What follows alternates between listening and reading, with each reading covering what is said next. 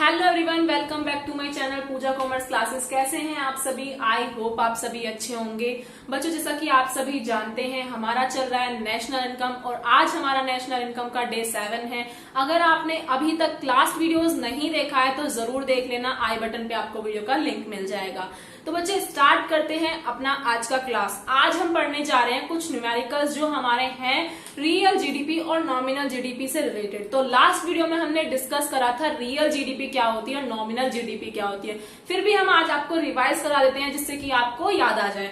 बच्चों, real GDP होती है जिसे आप किसी भी एक बेस ईयर को मान के आप अपनी जीडीपी को कैलकुलेट करते हैं। जैसे आपने किसी भी एक ईयर के प्राइस को बेस ईयर मान लिया और उसी से ही आप हर साल की जीडीपी कैलकुलेट कर रहे हैं, वो क्या कहलाएगी? Real GDP. और रियल जीडीपी आपको एक रियल सिचुएशन ही शो करेगी। अगर आपकी क्वांटिटी बढ़ रही है तो आपकी जीडीपी भी बढ़ेगी, अगर क्वांटिटी कम होगी तो जीडीपी भी कम होगी। बट नॉमिनल जीडीपी में क्या होता है, जो आपके करंट प्राइस चल रहे हैं उसी से ही आप अपनी जीडीपी कैलकुलेट करते हैं। और उसमें क्या होता है बच्चों, आपको जीडीपी तो बढ़ जाती है बट आपकी जो क्वांटिटी है अगर वो कम हो जाती है, जीडीपी आपकी कैसे बढ़ती है? प्राइस के बढ़ने से आपकी जीडीपी तो बढ़ जाएगी बट रियल में आपकी ग्रोथ नहीं होती है। मान लीजिए कल आपने बनाया, मतलब पिछले साल आपने कोई 1000 गुड्स प्रोड्यूस करे और इस साल आपने 500 प्रोड्यूस करे, तो आपने कुछ ग्रोथ कोई करी है? अब कोई भी है हमेशा ये सोचता है अगर मैंने इस साल 1000 करे हैं तो नेक्स्ट ईयर में 2000 करूं। अब ये कोई नहीं सोचता कि 500 करूं, तो उससे ग्रोथ नहीं होती है। बेशक प्राइस के बढ़ने से उसकी जो जीडीपी है वो बढ़ जाती है। तो बेस्ट कौन सी होती है? रियल होती है। तो आइए बच्चे कुछ न्यूमेरिकल्स करते हैं। तो देखिए सबसे पहला क्वेश्चन हमारा क्या है बच्चों, हमारा फर्स्ट क्वेश्चन है। आइए बच्चों देखते हैं अपना फर्स्ट क्वेश्चन। हमारा फर्स्ट क्वेश्चन में क्या बोला है? If the nominal gross domestic product, gross domestic product का मतलब ही होता है जीडीपी। तो the nominal gross domestic product हमारा है 4400 and price index base is 100 is 110। और जो प्राइस इंडेक्स हमारा बेस तो 100 है और बाद में हमारा 110 है। कैलकुलेट द रियल जीडीपी, आपको रियल जीडीपी फाइंड करना है। तो बच्चों आपको सारी इंफॉर्मेशन गिवन है, अब आपको इसमें सिर्फ पुट करना है। तो देखिए प्राइस इंडेक्स जो हमें गिवन है क्वेश्चन में, वैसे तो हमें बेस बोला है बट हमें लेना कौन सा है जो हमारा चेंज हो चुका है, 110 हम लेंगे। तो देखिए मैंने यहाँ 110 ले दिया है। नॉमिनल जीडीपी आपको गिवन है 4400 अपॉन रियल जीडीपी आपको फाइंड करना है इंटू 100। तो बच्चों अब हम जो ये रियल डिवाइड में है इसको इधर ले आते हैं, क्रॉस कर लेते हैं। तो रियल हमारा आ जाएगा इधर 4400 अपॉन 110 इंटू 100। तो बच्चों 0 से 0 कट हो जाएगी और हमारा यहाँ 440 आ गया। और 11 से हम इसको डिवाइड करेंगे तो हमारा आ जाएगा 4000। तो आई होप बच्चों आपको इसका कैलकुलेशन क्लियर हुआ होगा, कोई भी डाउट नहीं होना चाहिए क्योंकि इसमें नॉर्मल आपने वैल्यू को पुट करा है। बस आपको एक फॉर्मूला लर्न होना चाहिए और आपको पता होना चाहिए जो प्राइस इंडेक्स है इसको ही आप बोलते हैं अपना जीडीपी डिफ्लेटर।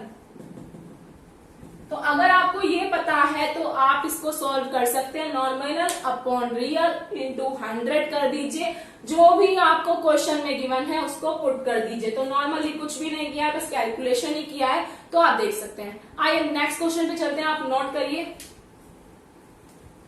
हाँ जी बच्चों, ये आपके लिए होमवर्क क्वेश्चन है, सेम आपका जैसे मैंने अभी आपको क्वेश्चन कराया है उसके ही जैसा है। बस आपकी प्रैक्टिस के लिए हमने आपको दिया है जिससे कि आपको प्रैक्टिस हो, आपको समझ आए कि आपको कैसे फाइंड करना है सॉल्यूशन। तो आप सभी इस क्वेश्चन का आंसर मुझे कमेंट बॉक्स में आंसर करेंगे, तो आप नोट कर लीजिए। हाँ जी बच्चों देखते हैं अपना थर्ड क्वेश्चन। थर्ड क्वेश्चन में क्या है? इन रियल जीडीपी, इन नहीं है सॉरी, इफ है ये, इफ रियल जीडीपी 400, अगर हमारी रियल जीडीपी 400 है और हमारी नॉमिनल जीडीपी 450 है और हमें फाइंड करना है प्राइस इंडेक्स, तो सभी बच्चों का आंसर होगा मैम ये कैसा क्वेश्चन है, ये तो अभी हो जाएगा सोल्व, कुछ भी नहीं है इसमें। लिख दीजिए मैम डिजिट क्या क्या है। Price index equals to nominal GDP upon real GDP into 100। तो मैम नॉमिनल जीडीपी हमें क्वेश्चन में गिवन है 450 और मैम हमें रियल जीडीपी गिवन है 400, इंटू कर दीजिए 100 से, तो हमने कर दिया। अब हमारा 450 की मल्टीप्लाई 100 से करी तो 45,000 हो गया है, 400 से हम इसको डिवाइड करेंगे। तो बच्चों इसकी कैलकुलेशन तो आप कर सकते हैं, कुछ आपका आंसर आएगा 112.5। तो बताइए कोई डाउट है आपको इस क्वेश्चन में? कुछ भी नहीं है, नॉर्मल आपको प्राइस इंडेक्स फाइंड करना था, तो प्राइस इंडेक्स का फॉर्मूला तो डायरेक्ट ही है, तो इसमें आपको सिर्फ अपना फॉर्मूला पुट करना है, वैल्यू डालनी है और आंसर आ जाएगा। तो बस आपके कॉन्सेप्ट को क्लियर करने के लिए ही मैं न्यूमेरिकल्स करा रही हूँ, जिससे कि अगर यहाँ से न्यूमेरिकल आ गया तो आप सोल्व कर सके, कंफ्यूज ना हो कि ये प्राइस इंडेक्स क्या होता है, ये जीडीपी डिफ्लेटर क्या होता है, ये तो हमने पढ़ा ही नहीं, हम तो सिर्फ फीफा में ही रह गए। ऐसा नहीं होना चाहिए, आपको सब आना चाहिए। तो आप नोट करिए, मैं साइड हो जाती हूँ। हाँ जी बच्चों, अब हमने अपना नॉमिनल जीडीपी और रियल जीडीपी का कंसेप्ट बिल्कुल क्लियर कर लिया है। अब बेशक आपके एग्जाम में क्वेश्चन पूछ ले या थ्योरी पूछ ले, तो अब हम पढ़ेंगे जीडीपी एंड वेलफेयर क्या होता है। जीडीपी एंड वेलफेयर को बच्चे ये सोचते हैं कि अगर हमारा जीडीपी बढ़ रहा है तो हमारा वेलफेयर भी बढ़ रहा है, बट ऐसा कुछ भी नहीं है। अगर जीडीपी बढ़ रहा है तो इसका मतलब ये नहीं होता है कि वेलफेयर भी बढ़ेगा। अब मान लीजिए प्राइमरी सेक्टर होता है, टर्सरी सेक्टर होता है, सेकेंडरी सेक्टर होता है। मान लीजिए प्राइमरी सेक्टर के द्वारा ही हमारा जीडीपी बढ़ रहा है और अदर सेक्टर के द्वारा नहीं बढ़ रहा है, तो क्या वेलफेयर हो रहा है? नहीं।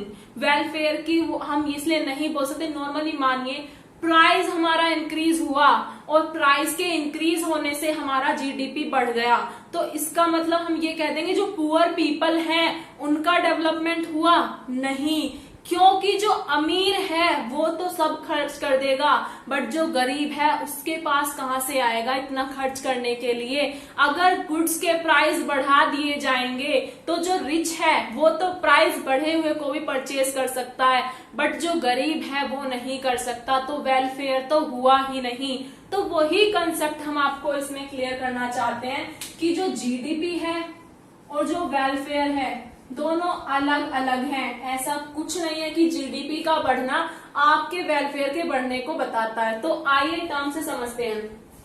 तो सबसे पहले हमारी टर्म है distribution of GDP. Distribution of GDP का मतलब है यही है जो अभी आपको समझाया कि अगर हमारा जीडीपी बढ़ता है, अगर हमारा जीडीपी इंक्रीज होता है, तो इसका मतलब यह नहीं है कि हमारा वेलफेयर भी इंक्रीज होगा।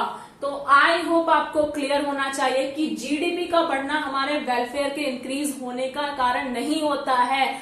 तो आप समझ गए होंगे दोनों डिफरेंट हैं, तो दोनों का एक दूसरे से कोई ऐसा लिंक नहीं है कि जीडीपी बढ़ेगा तो वेलफेयर बढ़ेगा ही बढ़ेगा। तो हाँ जी, नेक्स्ट देखते हैं। नेक्स्ट है हमारा पॉपुलेशन ग्रोथ।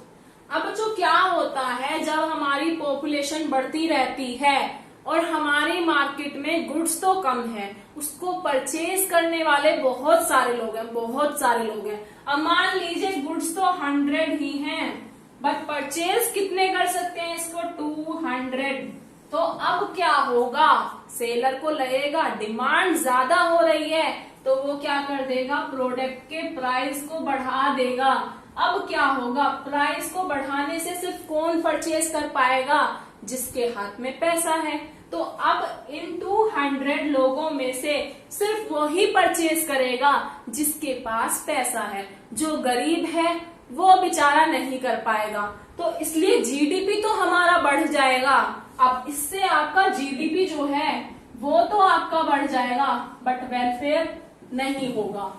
तो आई होप आप ये समझ रहे होंगे। नॉर्मली प्राइस के बढ़ने से हमारा जीडीपी बढ़ गया, बट गरीब अब भी गरीब ही रह गया है, उसका कोई डेवलपमेंट नहीं हुआ, उसके लिए कोई वेलफेयर नहीं किया गया है। तो वही बात आपको यहाँ पर समझाई हुई है। आइए बच्चों नेक्स्ट देखते हैं, चेंज इन प्राइस। बच्चे ये भी सेम यही है, आपका पॉपुलेशन से ही रिलेट करता है। नॉर्मल यही आपको समझाया, चेंज इन प्राइस। प्राइस में चेंज आने से हमारा जीडीपी बढ़ता भी है और हमारा जीडीपी घटता भी है। बट प्राइस की चेंज से वेलफेयर कहीं भी नहीं हो रहा है। वेलफेयर तब होगा अगर प्राइस कम होंगे, अगर प्राइस ज्यादा होंगे तो वेलफेयर नहीं होगा। तो ये आपको समझना है कि वेलफेयर कब होगा, अगर आप प्रोडक्ट के प्राइस कम कर देते हैं जिससे कि जो गरीब है वो भी उस गुड्स एंड सर्विसेज को परचेज कर सके, तो वहां पे आप वेलफेयर कर रहे हैं। बट अगर आप प्राइस कम ना करके बढ़ा ही रहे हैं, जीडीपी तो बढ़ा लेंगे बट वेलफेयर नहीं कर पाएंगे। तो आई होप आपको ये भी क्लियर होना चाहिए। नेक्स्ट देखते हैं नॉन मॉनेटरी एक्सचेंज। अब जो नॉन मॉनेटरी एक्सचेंज क्या होता है, नॉन मॉनेटरी एक्सचेंज का मतलब होता है जिसके बदले हमें कुछ भी नहीं मिलता है। मतलब हम कुछ कर रहे हैं उसके बदले हमें एक्सचेंज में कुछ भी नहीं मिलने वाला है, तो उम्मीद ही नहीं करनी है, करते रहो जो मन कर रहा है पर उसके बदले आपको कुछ नहीं मिलेगा। जैसे मान लीजिए आप स्कूल जाते हैं, आपको कोई बुजुर्ग देखा वो रोड क्रॉस कर रहा है, तो आपका मन करा कि चलो इनको रोड क्रॉस करा देते हैं, तो आपने उनको रोड क्रॉस करा दिया। क्या आप ये सोच रहे हैं कि ये हमें पैसे देंगे? नहीं, आपने सिर्फ किस लिए किया है, उनकी हेल्प करी है, और हेल्प करना ही एक वेलफेयर का काम है। तो आपकी हेल्प करने से आपने वेलफेयर तो कर दिया, वेलफेयर का काम तो आप कर रहे हैं, अच्छा काम कर रहे हैं, आपको दुआ मिलेंगी, बट क्या ये दुआ आपकी जीडीपी में कैलकुलेट करी जाएगी? तो ये जीडीपी में कैलकुलेट नहीं होगी। तो इसलिए ही कहा जाता है कि नॉन मॉनेटरी एक्सचेंज जो है हमारा वेलफेयर को बढ़ाएगा बट हमारे जीडीपी को नहीं बढ़ाएगा। तो यही समझाया जाता है कि जो वेलफेयर है, जब हमारा वेलफेयर बढ़ रहा है तो जीडीपी वहां कहीं भी नहीं बढ़ पाया। तो नॉर्मली हमने किसी की हेल्प करी तो हमने वेलफेयर तो कर लिया बट वो जीडीपी में कहीं काउंट नहीं हो रहा है। तो वही चीज आपको समझाई। तो आपको यही समझना है जीडीपी अपनी अलग टर्म है और वेलफेयर अपनी अलग टर्म है। नेक्स्ट देखिए एक्सटर्नलिटीज। इसका मतलब क्या होता है बच्चों, ना तो आपको इसके बदले कोई पेमेंट मिलेगी और ना ही इसके बदले आपको कोई पनिशमेंट मिलेगी। वो आपकी हेल्प के लिए भी हो सकता है, वो आपके हार्म के लिए भी हो सकता है।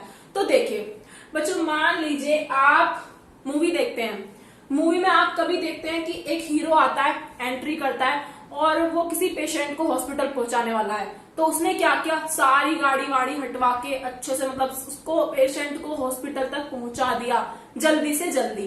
तो उसने क्या करा, वेलफेयर का काम करा। तो क्या उसके बदले कोई उसे पनिशमेंट कह रही हूँ, पनिशमेंट तो मिलनी नहीं है बिल्कुल भी, बट क्या उसके बदले उसे कोई रिवॉर्ड मिल रहा है?